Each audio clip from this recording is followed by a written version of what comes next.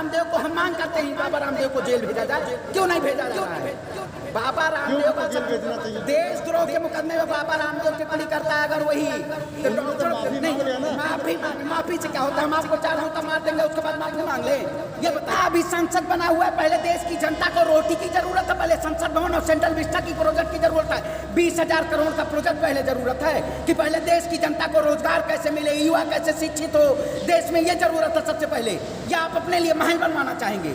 तो ये लोगों को नहीं लोगों की क्या बात नहीं, ये सिर्फ और सिर्फ ये तो क्या है जुमलेबाजी की, और जुमलेबाजी में ये नहीं है कि ये सिर्फ और सिर्फ गुमराह किया जा रहा है पत्रकार महोदय।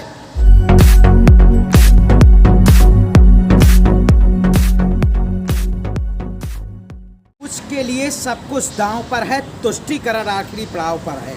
लेकिन देश की जनता जो है वो इस वक्त जान चुकी है, समझ चुकी है इस सरकार की नीतियों को, क्योंकि आज के वक्त में अर्थव्यवस्था चरम सीमा पर है, -7.23, जो इस वक्त देश की जीडीपी है। देश में रोटी कपड़ा मकान के लिए लोग त्राहिमाम कर रहे हैं। 2 जून की रोटी गरीब परिवार को नसीब नहीं हो रही है। ये सरकार सिर्फ और सिर्फ तुष्टीकरण की राजनीति पत्रकार महोदय कर रही है, और इस सरकार का कोई वो नहीं है। आपने देखा होगा, चाहे 2022 का चुनाव हो, ये उत्तर प्रदेश को आपने अभी देखा होगा, BL संतोष जी जाके उत्तर प्रदेश में समीक्षा करते हैं कि भारतीय जनता पार्टी की सरकार योगी आदित्यनाथ के द्वारा बहुत बढ़िया सरकार चल रही है।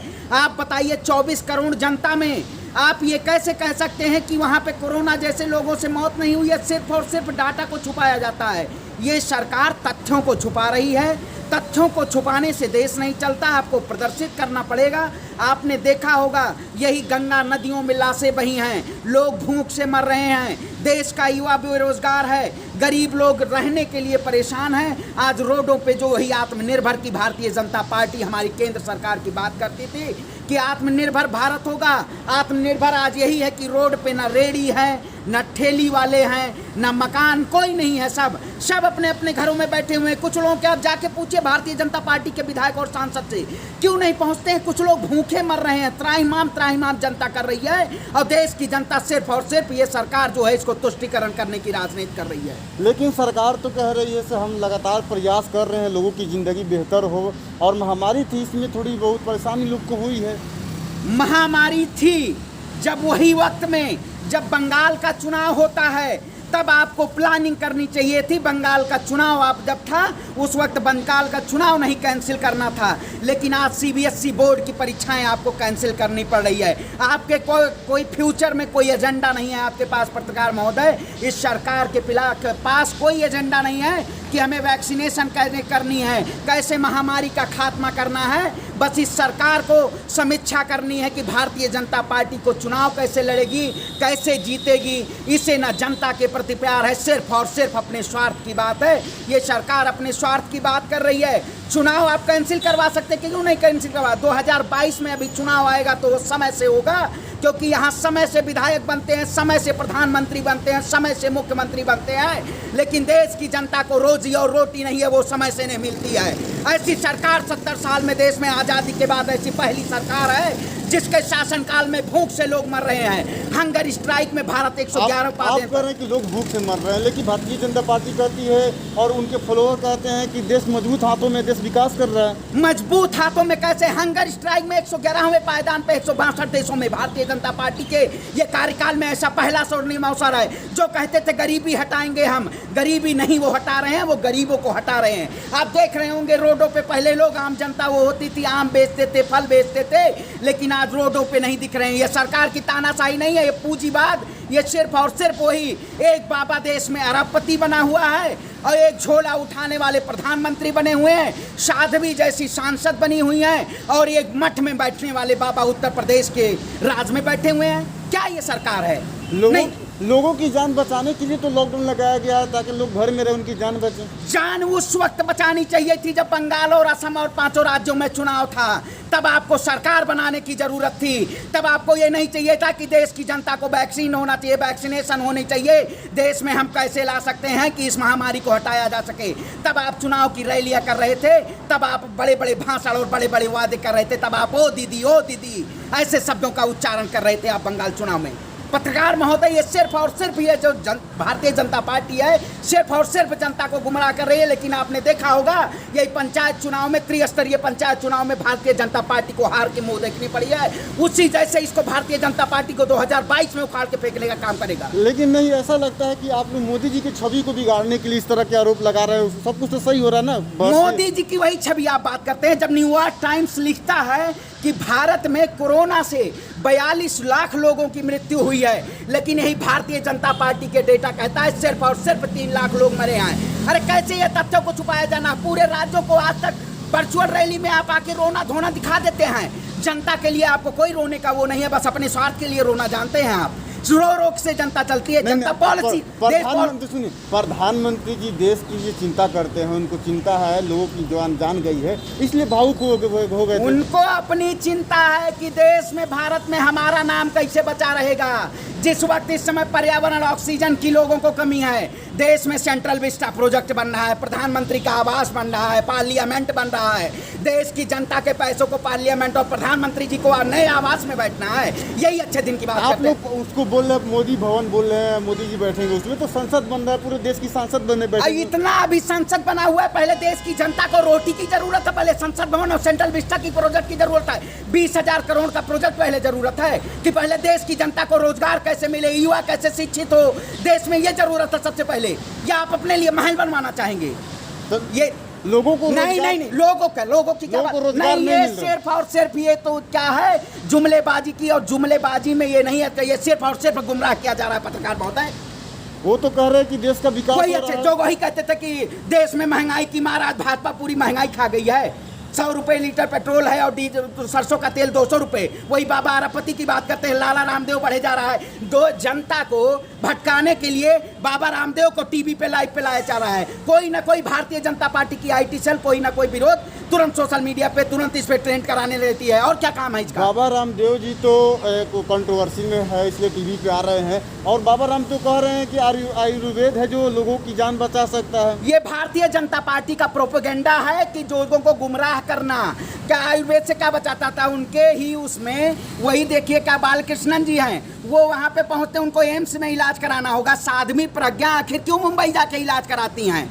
उनको भी करो, वही आयुर्वेद ले लेना चाहिए। देखिए, ये सिर्फ और सिर्फ अपना व्यापार बढ़ाने के लिए ये लोगों को गुमराह कर रही है। जो बाबा रामदेव हो, चाहे अडानी और अंबानी हो, ये सब पूंजीपतियों के हाथ में देश दिया जा रहा है। मैं देश की जनता से कहता हूँ, अगर आप इस वक्त नहीं समझे, अगर इस वक्त इस सरकार के खिलाफ आवाज़ नहीं उठाए, तो जिस तरह आप अंग्रेजों के गुलाम थे, उसी तरह इस सत्ता के गुलाम हो जाएंगे और आप आवाज़ नहीं उठा पाएंगे। पत्रकार महोदय, देश की जनता की आवाज़ रोकना चाह रही है भारतीय जनता पार्टी। अब भारतीय जनता पार्टी तो कहती है सब बोले, यहाँ पे सबको स्वतंत्रता, सबको आज़ादी, सब बोल सकता है। अच्छा, सब बोल सकता है। क्रांतिकारियों को, जो सोशल एक्टिविस्ट है, नताशा नरवाल जैसे और जैसे सोशल एक्टिविस्ट को जेल में भेज दिया जाता है। जो देश के लिए लड़ रहे हैं उनको, क्रांतिकारियों को जेल में भर दिया जाता है, इंटेलेक्चुअल पीपल को जेल में भर दिया जाता है, उनकी आवाज़ों को दबाया जाता है। और जो आपराधिक आरोप है कि वो लोग हिंसा भड़का रहे थे, अच्छा, भारतीय जनता पार्टी के लिए बात करो तो आप देशद्रोही नहीं हो। बाबा डॉक्टर करो, बाबा रामदेव के ऊपर देशद्रोह का नहीं मुकदमा लगता है। लेकिन आज मैं यहाँ बोल रहा हूँ तो हमारे ऊपर आरोप लगा के हमें जेल में भर दोगे, क्योंकि हम आपको भी एक दिन जेल में भर दिया जाएगा। बच के रहिएगा जरा, क्योंकि भारतीय जेल में भर दिया जाएगा आपको, पत्रकार महोदय। नहीं, बच के रहिएगा। जेल में भरने की बात है, ठीक नहीं, है। जेल देखिए, जेल में ही भरा जा रहा है। इस सरकार के शासनकाल में जो आम जनता है उसको जेल में भरा जाता है। जो पूंजीपति और आपराधिक लोग हैं वो बाहर हैं। अपराधी लोगों को संसद और विधायक बनाया जाता है इस पार्टी में। संबित पात्रा तो कहता है कि भारतीय जनता पार्टी में जितनी छूट, जितनी आज़ादी लोगों को मिली है, वो कांग्रेस में के शासनकाल में नहीं मिली थी बोलने की आज़ादी लोगों को। अरे गोबर पात्रा, उसका कोई बात ना करिए। वो तो आता है डिबेट में, पता नहीं किस लिए डिबेट करने आते हैं, ना कोई तथ्यों पे बात, बस वही तोड़ना जोड़ना, बस वही काम है। तथ्यों पे बात करें।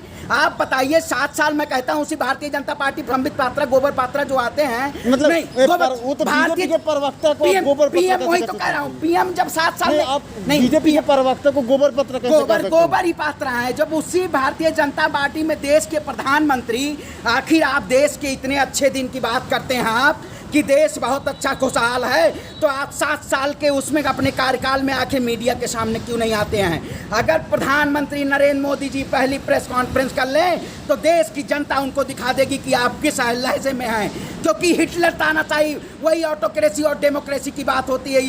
इस वक्त भारत का लोकतंत्र डुबाया जा रहा है, इसको डिस्ट्रॉय किया जा रहा है ये सरकार। आप बोल रहे हैं कि मोदी जी मीडिया में नहीं आते, वो तो हमेशा टीवी पर दिखते हैं। अच्छा, टीवी पर वही रोने के लिए दिखते हैं, बस वही यही रो के चले गए, वही वाला काम करते हैं। आप मतलब मजाक उड़ा रहे हैं? नहीं, मजाक नहीं हो गए थे, भावुक हो गए थे, जनता को लेकर भावुक हो गए थे। जनता को लेकर भावुक हो गए थे। जब रैली होती है तब जनता के प्रति नहीं भावुकता आपकी दिखती है।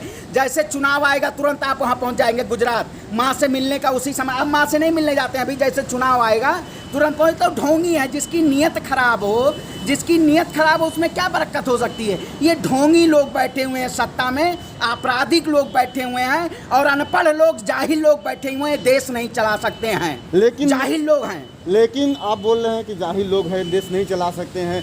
भारतीय जनता पार्टी के फॉलोअर है अनुपम खेर या कह लीजिए कंगना रनौत जैसे लोग कहते हैं कि आएगा तो मोदी ही 2024 में। अब चाटुकारिता की बात करेंगे, आप चाटुकार लोगों की बात करेंगे जिसको तलवे चाटना है, दिन भर चाटना है कि कहीं साहब जी का ना चाटू तो पता ना दिक्कत हो जाए, कहीं दर्द होने लगे। चाटने वाली की बात करते हैं वो लोग तो अच्छा चाट। अब आप वो लोग तो देशहित में बात करते हैं। अरे देशद्रोहियों को देशहित में बात करेंगे, जो देशहित की बात करेगा उसको देशद्रोही करेंगे। यही शासनकाल की बात है। देशद्रोही जो हैं उनको वहाँ बैठाया जा रहा है सत्ता में। बाबा रामदेव को हम मांग करते हैं, बाबा रामदेव को जेल भेजा जाए, क्यों नहीं भेजा जा रहा है? बाबा रामदेव को जेल भेजना चाहिए। देशद्रोह के मुकदमे में बाबा रामदेव टिप्पणी करता है, अगर वही तो डॉक्टर माफी मांग लिया ना। माफी से क्या होता है? हम आपको 4 जूता मार देंगे, उसके बाद माफी मांग लें? ये बताइए, ये कौन सा वो है? सावरकर तो माफी मांगकर वो भी तो वीर बन गए। वही तो माफी मांगने वाले और रोने और ढोने वाले, इनको काम से, देश के विकास से नहीं मतलब है। सिर्फ वही जो लोटस कमल पार्टी है ना, ये सिर्फ और सिर्फ ये भी, इसमें भी परिवारवाद है। राजनाथ सिंह अगर बनेंगे, राजनाथ सिंह रक्षा मंत्री है तो बेटे को विधायक का टिकट दे दिया जाए। सबसे बड़े तो परिवारवाद ये चला रहे हैं। इनके जनता में वो बात करते हैं दूसरे लोगों की। सबसे बड़ी इस समय भारतीय जुमला पार्टी जो है और लोटस जुमला पार्टी, ये परिवारवाद की राजनीति कर रही है। इन्हीं के परिवार के विधायक और मंत्री, इन्हीं को टिकट मिलता है, सिर्फ और सिर्फ जुमलेबाजी। तो क्या लगता है आपको 2024 में या 2022 में भारतीय जनता पार्टी दोबारा आएगी? भारतीय जनता पार्टी को देश की जनता ने भगाने का काम किया है। चाहे वो पंचायत चुनाव हो, चाहे गुजरात का पंचायत चुनाव हो, चाहे उत्तर प्रदेश का त्रिस्तरीय पंचायत चुनाव हो, 2022 में भी भारतीय जनता पार्टी को देश की जनता भगाने का काम करेगी। और अब देश में इस सत्ता को, इस सरकार को रहने का अधिकार नहीं है। और 2024 में भी नरेंद्र मोदी की सरकार, यही जनता देश की गिराने का काम करेगी।